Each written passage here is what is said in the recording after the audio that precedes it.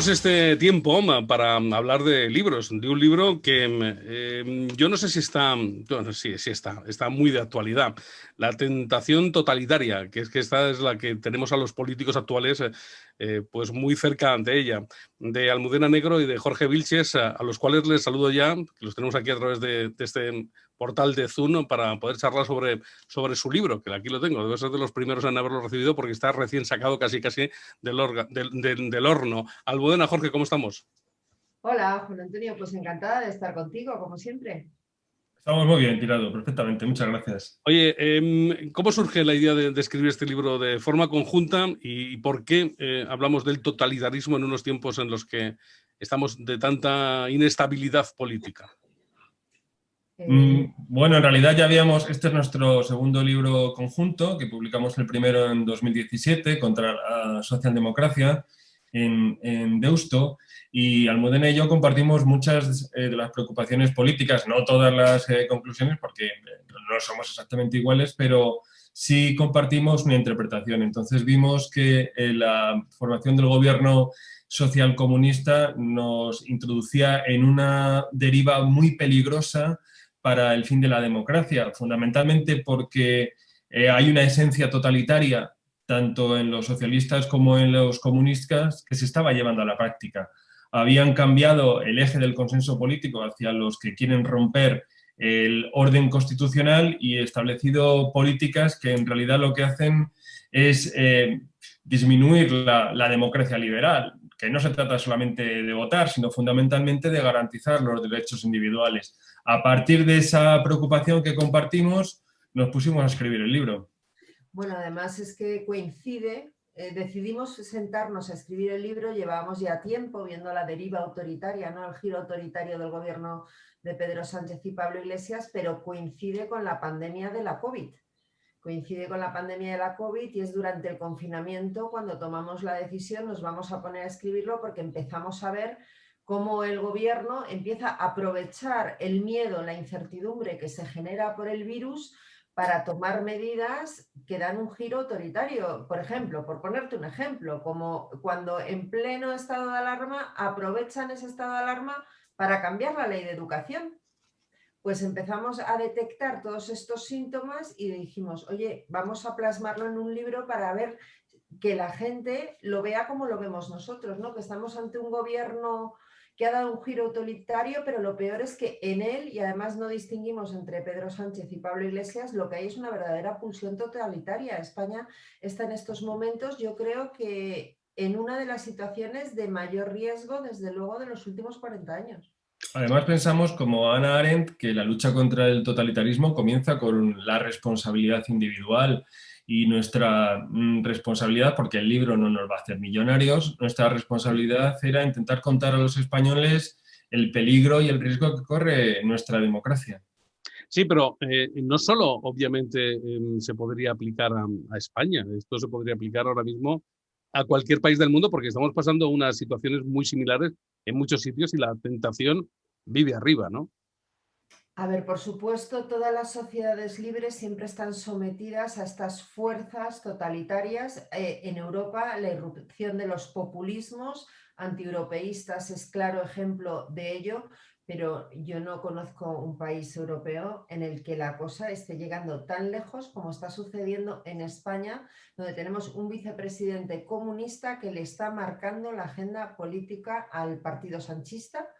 Y además que haya actuado como ha actuado este gobierno en esa pandemia. Por eso vamos a lo largo del libro diseccionando perfectamente los hechos que se han ido sucediendo a lo largo de este último año prácticamente, precisamente para confirmar la tesis, ¿no? La tesis política que nosotros tenemos de que este es un gobierno que en el fondo no quiere llevarnos a un giro autoritario. Y para confirmarlo, ¿qué hacemos a través del libro?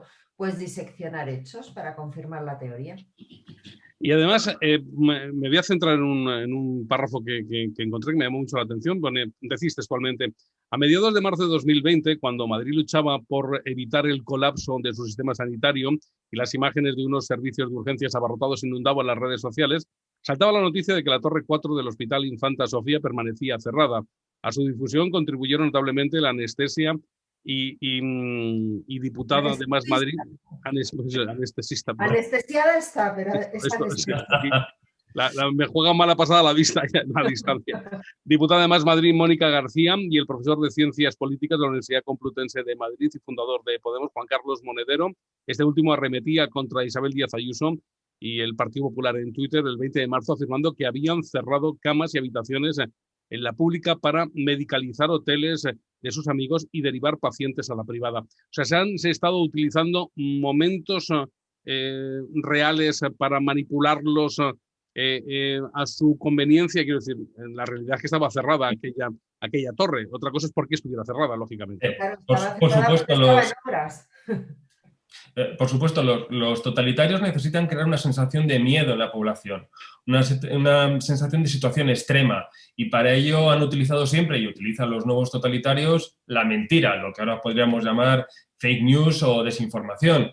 ¿Y qué hicieron durante la pandemia? Pues inundar los medios de comunicación con noticias falsas, mentiras y bulos que, bueno, que la gente, lo que se llama, pues verdad, la gente de izquierdas quiso creer o quiere creer porque les proporciona argumentos contra la derecha. Estamos en un momento en el que la gente no busca la verdad, no busca la razón, no busca la ciencia, sino lo que busca es destruir al adversario, al enemigo, aunque sea a través de la mentira. Por eso la gente de Unidas Podemos, la gente de Más Madrid, mucha gente del Partido Socialista y de sus medios de comunicación se dedicaron a difundir noticias falsas para inducir el miedo a la gente y que se aferrara a lo que ya tenemos, que es un gobierno hiperprotector que quiere suplantarnos en nuestra vida privada, en nuestra vida pública, que ese es el eje del totalitarismo.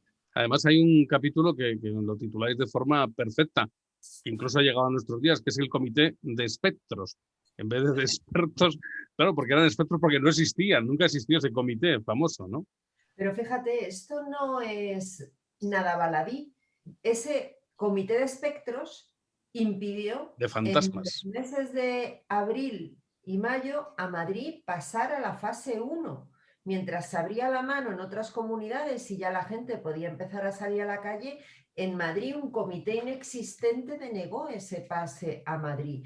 ¿Por qué? Porque detrás estaba lo que había señalado antes Jorge, esas mentiras continuadas de la izquierda. Yo creo que el gobierno en ningún momento pensó en la salud o en la vida de los madrileños. En lo que estaba pensando es en confrontar con el gobierno de Isabel Díaz Ayuso. ¿Y por qué? Pues por dos motivos. El primer motivo es porque Isabel Díaz Ayuso, contra todo pronóstico, consigue ser la presidenta de la Comunidad de Madrid, y había una serie de fuerzas de izquierdas que ya veían allí el gobierno de Gabilondo presionado por Podemos y Más Madrid con su apoyo, y eso no les sale, evidentemente, como sabe toda España, y luego porque era una política a la que habían denigrado desde el minuto cero y crece en la pandemia, y además aplica recetas que luego el gobierno de España tiene que ir siguiendo. Hay que recordar que Madrid es la primera comunidad, por ejemplo, que cierra los colegios. Justo los cierra el 10 de marzo. El 8 de marzo el Partido Socialista, también por motivos ideológicos y pese a todas las alertas de la OMS, de la Unión Europea o del propio Centro de Alertas de Fernando Simón, siguió manteniendo la manifestación feminista del 8 de marzo. Así que había que ir a Madrid por todo, por eso y luego por otro motivo, y es porque la Comunidad de Madrid representa un modelo político completamente contrario al que representa el socialismo. Sí, pero no, nos da la impresión en que subestiman ellos mismos precisamente ese día 8 de marzo, porque si realmente hubieran estado preocupados por la pandemia, hubieran estado preocupados por la salud de los suyos, que eran los que iban a ir a aquella famosa manifestación. Quizá les pilla a ellos fuera de juego, subestimando precisamente esta pandemia, que en otros sitios ya empezaba a hacer, bueno, en Italia ya venía con gran calado y se seguía manteniendo el mensaje a través de Televisión Española, de los corresponsales de Televisión Española, de que era una gripe que se curaba en casa, cuando la realidad era otra. Pero ellos mismos era como tirar piedras al campo. Quiero decir, fomentan una manifestación que es política, que no la quieren quitar, pero por otra parte es cierto que si ellos hubieran sido conscientes de que eso iba a jugar la vida de su propia gente, hubieran sido los primeros también en quitarla de medio. Quizá ellos subestiman esa situación o prefieren sacrificar a su gente en pos de la política. Por supuesto, claro que les compensa. Pensemos en las elecciones catalanas del 14 de febrero. Hay hasta un 40% de la gente que tiene que ir a las mesas que está alegando motivos personales para no sentarse allí y estar en contacto con los electores. A pesar de eso, el gobierno insistió en mantener estas elecciones que además se han adelantado. Es decir, no son necesarias en este justo momento ni les obliga a la ley. Al igual que al inicio de la pandemia, ellos pensaron que les compensaba celebrar el 8M y que aquel fin de semana nefasto tuvieran lugar todo tipo de reuniones porque necesitaban confrontar justamente entre los dos socios de gobierno, entre el Partido Socialista y Unidas Podemos, porque los dos querían encarnar el verdadero feminismo, en el cual llevan empeñados una guerra bastante dura.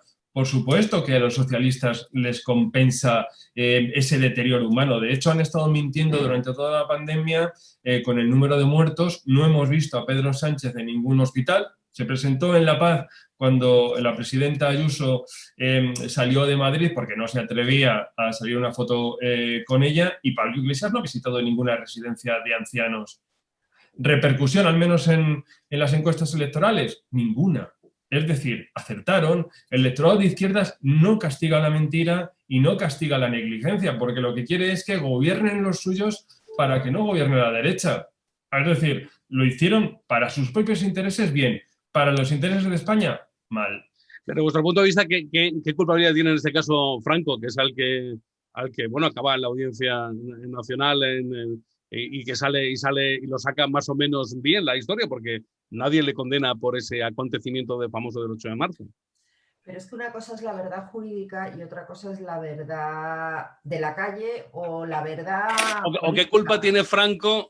Porque Franco es un recién aterrizado en ese momento, había llegado el 17 de febrero y después el 8 de marzo, ¿no? Ya, Juan Antonio, pero como se ha demostrado, Franco no es más que un títere más de Pedro Sánchez y Iván Redondo. Franco es el señor que en una reunión por Zoom con los socialistas dice: hay que retorcer el tema de las residencias para imputar a Isabel Díaz Ayuso como sea. Este es el señor Franco Pardo, es decir, es una pieza más que está al servicio de esa tentación totalitaria. Esto, claro, tiene mucho que ver con el estado de partidos en el que si tú no le bailas el agua a tu jefe, pues acabas fuera de una lista o acabas no siendo nombrado. Pero yo sí quería incidir una cosa en lo que habéis dicho antes del 8 de marzo. Sabían perfectamente que había un virus campando a sus anchas. Allí se presentaron las mujeres del Partido Socialista y de Podemos con guantes de látex. Lo que pasa que quizá no sabían que se iban a contagiar casi todas ellas, porque en aquel momento hay que pensar que no se conocía la vía de contagio de COVID. Era un momento en que el mundo estaba en una gran incertidumbre. Esto era un virus nuevo del que no se tenía conocimiento.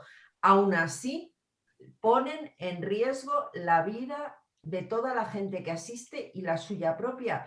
¿Por qué lo hacen? Pues yo te contestaría con una pregunta: ¿cuándo a un totalitario le han importado la vida de la gente? Hombre, tanto es así que la propia mujer del vicepresidente del gobierno queda infectada en aquella famosa manifestación. Y la madre de sus hijos y mi ministra también. Y por cierto, y Carolina Darias, la actual ministra de Sanidad. También se ha infectado aquella manifestación.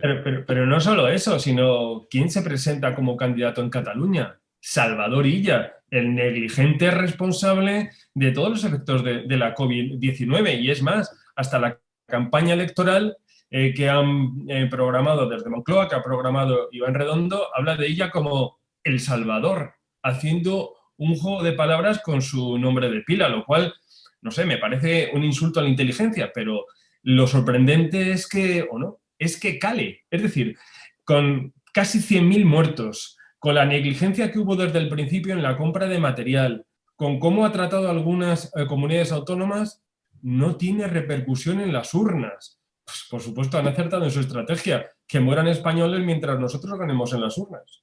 La tentación totalitaria, ¿podríamos decir que es un diario de la pandemia también? Sí, vamos recopilando a lo largo del libro no todos los hechos, pero sí los que nos han parecido más relevantes de lo que fue sucediendo entre los meses de marzo y yo creo que diciembre, entre marzo y diciembre. Y sí se puede seguir de alguna forma lo que fue sucediendo durante la pandemia. Fíjate, una de las cosas que a mí me sorprendió, porque sabes, cuando escribes un libro lo escribes, pero luego lo relees al cabo del tiempo. cuando yo releí todo lo que habíamos escrito nosotros mismos, me di cuenta que ya se nos ha olvidado casi todo, porque han sucedido tantísimas cosas y tan graves que es muy difícil retenerlas en la cabeza. Y una de las cosas que a mí me gustó al releernos a nosotros mismos fue cómo se recopila a lo largo de todo el libro pues las cosas más importantes que ahora, pues como lo que has contado de la Torre 4 del Hospital Reina Sofía o Infanta Sofía, que no lo recordábamos, y es muy importante recordarlo para tener el cuadro completo precisamente de la tentación totalitaria. La tentación totalitaria que, repito, a mí me da la impresión que yo creo que la han tenido muchos dirigentes, tanto de la izquierda como de la derecha, durante esta pandemia. Vosotros os centráis lógicamente en España, que es el caso que interesa, pero una tentación totalitaria hubiera sido también la que ha podido vivir Donald Trump en Estados Unidos, ¿no? Hombre, es distinto. El sistema norteamericano tiene unos contrapesos, como se ha visto, y unos medios de comunicación, una opinión pública que, sea por tradición o por amor a la democracia, es capaz de levantarse contra aquel que tiene una tentación autoritaria o una tentación totalitaria, de crear una comunidad perfecta a imagen de su ideología. Yo creo que la sociedad europea es diferente porque la sociedad europea desde el final de la Segunda Guerra Mundial se basa en la servidumbre voluntaria, cosa que en Estados Unidos no ocurre, y aquí hay una atmósfera totalitaria que allí no, que en Estados Unidos no. Aquí pretendemos que exista un gobierno protector que nos solucione toda la vida privada y que nos diga cuál es nuestra moral y cuáles son nuestras costumbres. Es el terreno abonado perfecto para un partido como Unidas Podemos o como el Partido Socialista o lo que ha pasado en Hungría o lo que ha pasado en Polonia o como estamos viendo en otros lugares y lo que va a pasar con el Frente Nacional en Francia. En Estados Unidos es otra cosa. La tradición política norteamericana es diferente, incluso en el mundo anglosajón, en el Reino Unido. Sí, porque hemos sido, digo la población en general, ya no hablo de ideologías políticas, hemos sido excesivamente dóciles ante toda la situación de la pandemia. Yo diría sumisos. Bueno, claro, lo mismo sería.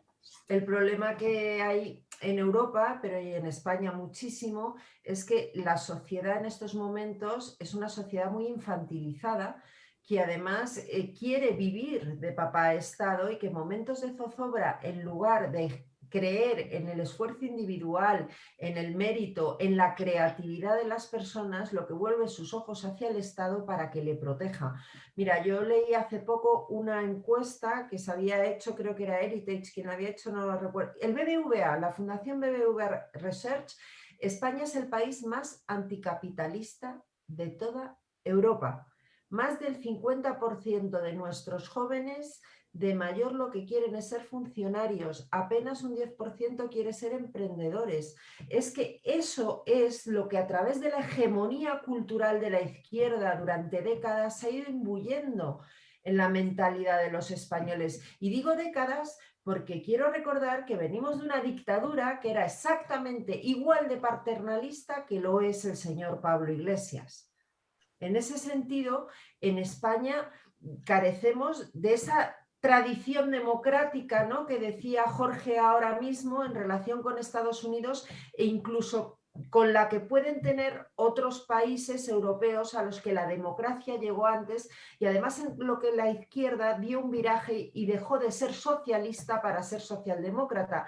En España, si tú miras la historia del Partido Socialista, Felipe González y su socialdemocracia no es más que un paréntesis en la historia del Partido Socialista.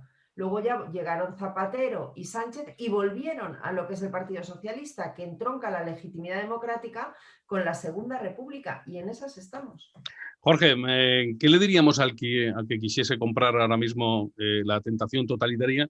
Que bueno, lo editáis en Almuzara, y además me gustaría que me definierais primero, que me enseñarais un poco el diseño de la portada, porque es así, porque parece una imagen de el ojo de Dios que todo lo ve, pero debe ser del demonio, porque la imagen que hay detrás parece más un velociraptor o una alimaña la que está detrás, y luego la alambrada de espino también, ¿no?, que marca un poco, no lo sé, a mí me da una sensación más de, no sé, me remontaría a la época de los nazis, ¿no?, en Alemania, ¿no? Sí, claro, el ojo lo que representa es el gran hermano que te introduce en la necesidad de formar parte de una identidad colectiva y sacrificar tu libertad y tu individualidad hacia lo que ellos identifican como el bien común. Y la alambrada es virtual, por supuesto, porque la alambrada lo que significa es la prisión, la servidumbre, el fin de la libertad y de la democracia. Nosotros no tuvimos nada que ver en la portada porque es una gran editorial, tiene un portadista fantástico, nos propuso un par de portadas y nosotros elegimos esa. Pero la importancia, para nosotros, la relevancia del libro está en desvelar lo que es el alma del socialismo, ¿no? Que se compone, que fundamentalmente que consiste en lo que se denomina una religión secular, es decir, una fe y una creencia en que hay que crear un hombre y una sociedad completamente nuevos conforme a su ideología para que haya una sociedad perfecta. Todos los que disentimos, todos los que somos de otra manera, los que tenemos otra costumbre y otra moral, somos obstáculos, ¿no? Y utiliza la legislación o bien para echarnos del sistema o para corregirnos. Se creen mejores, se creen superiores, se creen que tienen una moral que deben imponer y esa es su tentación cuando están en el gobierno, llevarlo a cabo a través de la legislación. Yo diría, parafraseando a Hayek, que es un libro contra los ingenieros sociales de todos los partidos. Sí, porque la pregunta es, ¿la tentación totalitaria existe desde que se forma este gobierno o aparece cuando aparece la pandemia y deja muy endeble lo que son todos los resortes del Estado? La tentación totalitaria está en la esencia del socialismo. El socialismo quiere transformar. Es una palabra... Socialismo y comunismo, podríamos decir, o solo socialismo. El comunismo, como decía Herbert Spencer, es una rama del mismo árbol, ¿no? Que nace siendo intervencionista, luego socialista y por último comunista, pero el árbol es el mismo y el alma es la misma. Por eso ellos se dedican, como estamos viendo en este gobierno, a deslegitimar a la oposición. Ellos dicen que el Partido Popular, Ciudadanos, incluso Vox, son antidemocráticos y antipatriotas porque osan criticar o denunciar las políticas que llevan a cabo. Por eso estos socialcomunistas intentan atacar la separación de poderes y la libertad de expresión, porque lo que quieren es imponer su modelo. Esa es la tentación totalitaria que está en el alma, en la esencia del socialismo y que nosotros nos dedicamos a denunciar, mientras nos dejen. Toda la ingeniería social, esa que busca crear un hombre nuevo y reconstruir comunidades homogéneas a imagen y semejanza de sus ideas políticas y sus líderes, es totalitario. Aquí hacéis un binomio perfecto. Por un lado la periodista y por otro lado el experto en la ciencia política, ¿no? Sí, de eso se trata. En 2017, cuando publicamos contra la socialdemocracia, del mismo modo nos repartimos las tareas, como ha sido en este libro. Por eso encajamos perfectamente a la hora de escribir un ensayo. Claro, y además, ¿qué es lo que nos va a deparar? Por ejemplo, ahora tenemos unas elecciones este fin de semana, elecciones en Cataluña. Quiero decir, ese totalitarismo ya se había venido dando poco a poco en estos últimos tiempos, sobre todo con los famosos tripartitos en Cataluña, esa acción separatista tan fuerte, viene produciéndose como un goteo en el País Vasco desde hace muchos años. Hay ciertas cosas que vemos que no se producen de la noche a la mañana. No, por supuesto. Mira, en Cataluña los catalanes llevan siendo víctimas de la servidumbre voluntaria y sobre todo del populismo, porque partidos como Junts per Cat, el PDeCAT, el CaCaCat, Esquerra Republicana, toda esta tropa, son partidos populistas. Son partidos populistas pero en el más puro sentido del término, en el término de reconstruir una sociedad homogénea a imagen y semejanza de sus ideas, donde quien no está de acuerdo con ellos es considerado no pueblo, donde se puede pisotear la ley porque consideran que la ley es la que dictan las oligarquías del no pueblo, es decir, en este caso del gobierno español, con líderes mesiánicos como Puigdemont, Quim Torra, Laura Borràs, Aragonés. Es decir, Cataluña lleva siendo sometido al yugo del populismo, ese mismo populismo de estos señores de las camisas negras que ahora están agrediendo a candidatos en la campaña y que llevan camisas negras porque su partido nació imagen y semejanza del partido fascista de Mussolini desde hace décadas. Y el problema es que en España siempre hemos hablado la democracia española sin darnos cuenta que había regiones de España, como el País Vasco o Cataluña, en donde no hay libertad. Yo creo que además es algo que se visualizó muy bien ayer en el debate que tuvo lugar en La Sexta. La tentación totalitaria, ¿dónde la podemos encontrar, Jorge? Lo podemos encontrar, por supuesto, en las webs de venta de libros, ya lo sabes, también en la web de Almuzara, que es la editorial, y en las librerías clásicas, que además yo creo que el librero es una profesión que hay que cuidar y que hay que admirar porque siempre nos aconsejan lo bueno para comprar, por supuesto. Yo añado, y la tentación totalitaria también la puedes encontrar en el Consejo de Ministros en el Palacio de Moncloa. Ha salido la vena periodista ahí a Almudena. El colmillo. De todas maneras, a mí me da la impresión que esto es una primera parte, porque cuando acabe la pandemia, si acaba, seguramente estaremos en otro escenario diferente, con unas elecciones ya pasadas en Cataluña, habremos vivido más avances de cómo va este gobierno, que parece que se resquebraja antes de unas elecciones, pero que luego se va a volver a unir, aunque sea pegándolo como se pueda pegar. Me da la impresión que hay un segundo libro muy claro. Claro, de aquí a 2023, pensamos que en 2023 es cuando la princesa de Asturias tiene que jurar la Constitución y coincide supuestamente con las elecciones generales y se celebran en condiciones de libertad y en condiciones de igualdad, y desde hoy hasta entonces va a haber un ataque a los dos pilares de nuestra democracia liberal, uno que es la monarquía, esta monarquía parlamentaria, y el otro el Estado de las autonomías. Y sobre la reforma o la derogación de estos dos pilares va a girar una campaña electoral, lo cual va a ser una convocatoria inédita. Vamos a encontrar que desde dentro del gobierno se va a hacer una campaña electoral contra la democracia y contra los pilares de la Constitución. Nos vamos a enfrentar a un tiempo muy complicado y muy difícil. Además, si te das cuenta, Juan Antonio, el libro está escrito en pasado porque creemos que este libro va a seguir teniendo vigencia dentro de 10 años. Es decir, la tentación totalitaria de la izquierda no va a desaparecer, solo puede ir a peor. Pues Jorge y Almudena. Perdóname un inciso, porque es muy importante lo que señalaba antes Jorge. Esta tentación totalitaria la podemos combatir todos y cada uno de nosotros desde nuestra responsabilidad individual, que es precisamente el llamamiento que hacemos en el libro. Cada uno su granito de arena. Para mí es un placer charlar siempre con vosotros, sois un auténtico lujo, y lo que vamos a invitar a nuestros seguidores y oyentes es a que la tentación totalitaria pues la adquieran y que les va a servir. A mí me ha gustado sobre todo porque me ha parecido eso, me ha parecido un diario de algo que he vivido que a lo mejor no lo tenía fresco y esto me ha hecho refrescarlo, con lo cual yo creo que es un buen libro de cabecera para tenerlo ahí y donde una parte histórica de la historia más reciente de España está aquí escrita, así que gracias. Muchísimas gracias a ti, Juan Antonio.